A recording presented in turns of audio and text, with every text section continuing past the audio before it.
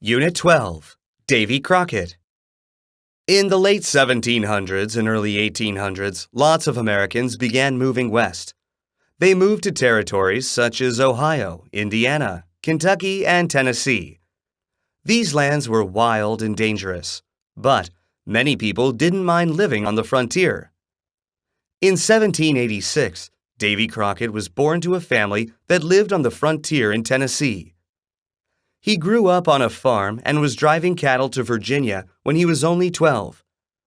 Crockett's father was hard on him, though, so he ran away from home as a young boy. He lived in Virginia for a while and got married, but he soon moved back to Tennessee. In Tennessee, he began to develop a reputation as a frontiersman. He served in the military to fight hostile Indians. As a soldier, he was a scout.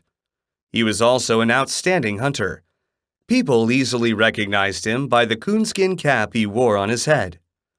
Crockett realized that the people living on the frontier needed a spokesperson, so he decided to represent them.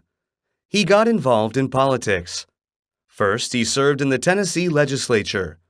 Later, he represented the state of Tennessee in the U.S. Congress. He served in the House of Representatives.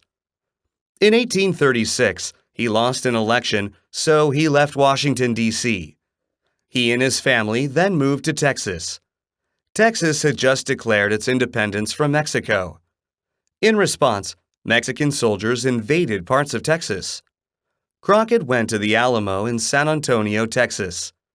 The Mexican army surrounded it and attacked. Crockett died at the Alamo on March 6, 1836. After his death, people began telling a number of legends and stories about his accomplishments.